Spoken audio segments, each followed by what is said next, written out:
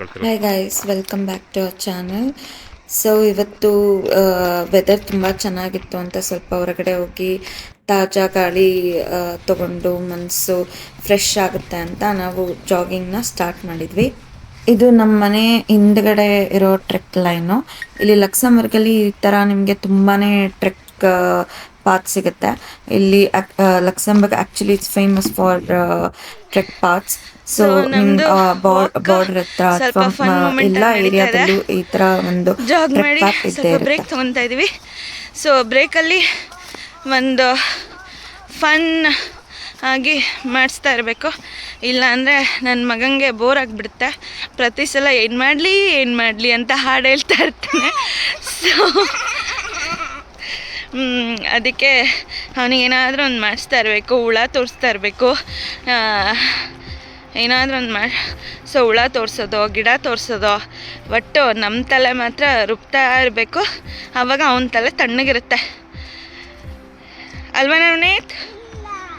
ಇಲ್ಲ, ಅವನದೊಂದು ಸ್ವಲ್ಪ ಕನ್ನಡ ಸ್ಲ್ಯಾಂಗು ಸ್ವಲ್ಪ ಚೇಂಜ್ ಆಗಿದೆ ಇಲ್ಲಿ ಬಂದಮೇಲೆ. ಬಟ್ ಅವನು ಪ್ರತಿ ಸ್ಯಾಟರ್ಡೇ ಕನ್ನಡ ಕ್ಲಾಸ್ ಆನ್ಲೈನ್ ತೊಗೊತಿದ್ದಾನೆ. ಸೊ ಹೋಪ್ಫುಲಿ ಬೇಗನೆ ಇಂಪ್ರೂವ್ ಆಗ್ತಾನೆ. ಇವಾಗ ಆಲ್ರೆಡಿ ಬರೆಯೋದು, ಓದೋದು ಸಣ್ಣದು ಎಲ್ಲ ಕಲ್ತಿದ್ದಾನೆ ಯುರೋಪ್ ಆನ್ಲೈನ್ ಕನ್ನಡ ಶಾಲೆಯಿಂದ. ಸೊ ಹಾಗೆ ಇಂಪ್ರೂವ್ ಆಗ್ತಾನೆ ಅಂತ ಅಂದ್ಕೊಂಡಿದ್ದೀವಿ. ಸರಿ, ಇದು ನಮ್ಮದು ಇನ್ನೂ 2 ಕಿಲೋಮೀಟ್ರು ಇದೆ. ಸೊ ಅಪ್ಪ ಮಗ ತುಂಬಾ ಬೇಗ ಹೋದರು, ಬಟ್ ಏನಕ್ಕೋ ಇಲ್ಲೇ ನಿಂತ್ಕೊಂಡಿದ್ದಾರೆ. ಏನಾಯಿತು?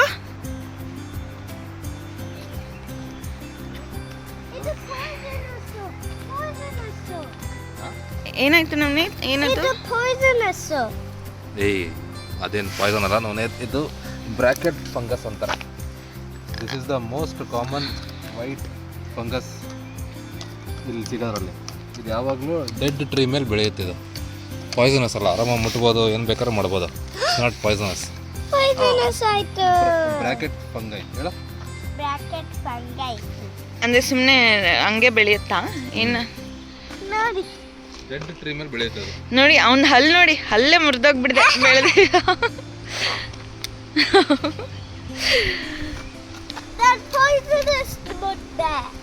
ಹೌದಾ? ಓಕೆ, ತಿಂದ್ಯಾ? ಯಾಕಂದ್ರೆ ಪಾಯ್ಸನ್ ಆಗಬೇಕು. ನೀನು ಪಾಯ್ಸನ್ ಆಗಬೇಕಾ? ಆಮೇಲೆ ನಮಗೆ ಕಚ್ಚಿದ್ರೆ ನೀನು ನೀವು ಪಾಯ್ಸನ್ ಆಗಬೇಕು. ಅವಾಗ ನಾನು ಹಿಂಗೆ ತಗೊಂಡು 2 ಬಾರಿಸ್ತೀನಿ. ಅಬ್ಬ ಅಬ್ಬ.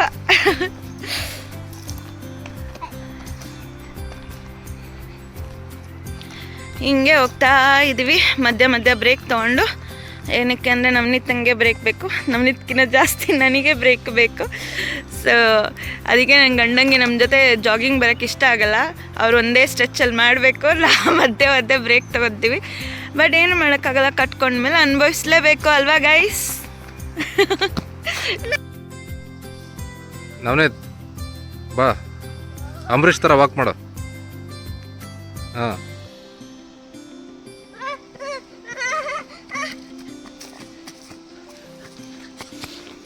ಹೋಗು.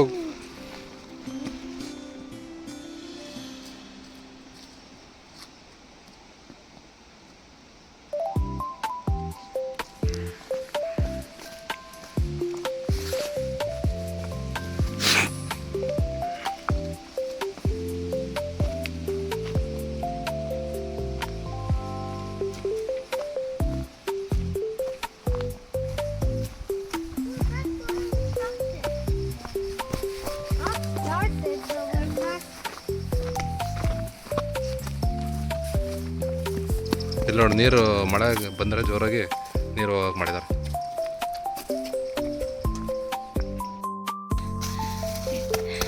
ಅಪ್ಪ ಮಗ ಒಟ್ಟು ಏನಾದರೂ ಒಂದು ಮಾಡ್ತಾನೆ ಇರಬೇಕು, ಏನೇ ಆ್ಯಕ್ಟಿವಿಟಿ ಅಲ್ಲೋ. ಏನು ಮಾಡ್ತಿದ್ಯಾ ನವನೀತ್?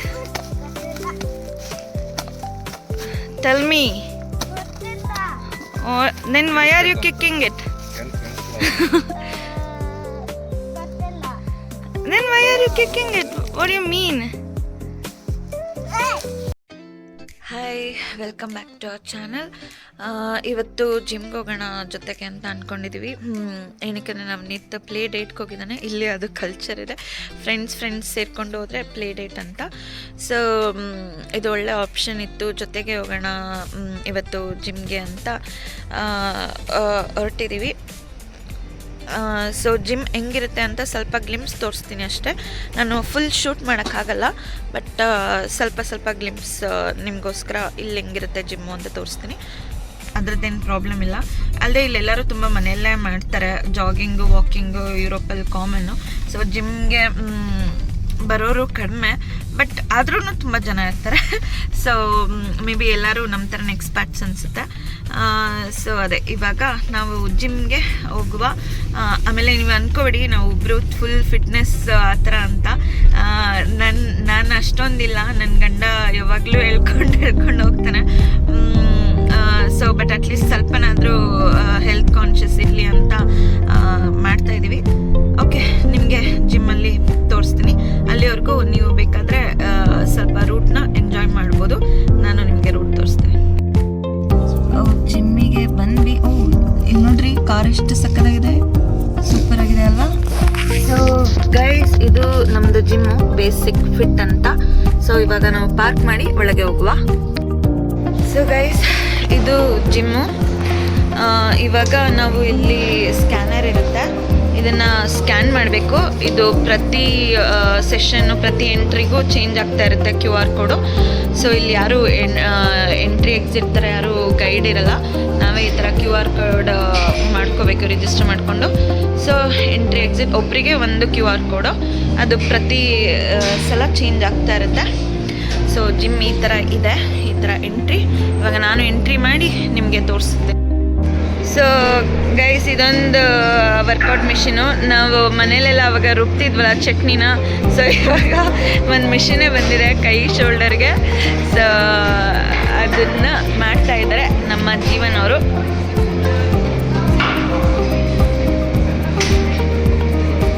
ಸೊ ಇದಿಷ್ಟು ಕಾರ್ಡಿಯೋ, ಇದು ರೋ ಮಾಡೋದು. ಆಮೇಲೆ ಅಲ್ಲೆಲ್ಲ ಮಸಾಜಿಂಗ್ ಚೇರ್ಸ್ ಇರುತ್ತೆ, ನೀವು ಆಮೇಲೆ ಮಸಾಜ್ ಮಾಡ್ಕೋಬೋದು. ಅಲ್ಲೆಲ್ಲ ಲೆಗ್ದು, ಇಲ್ಲೆಲ್ಲ ಆರ್ಮ್ಸು, ಶೋಲ್ಡರು.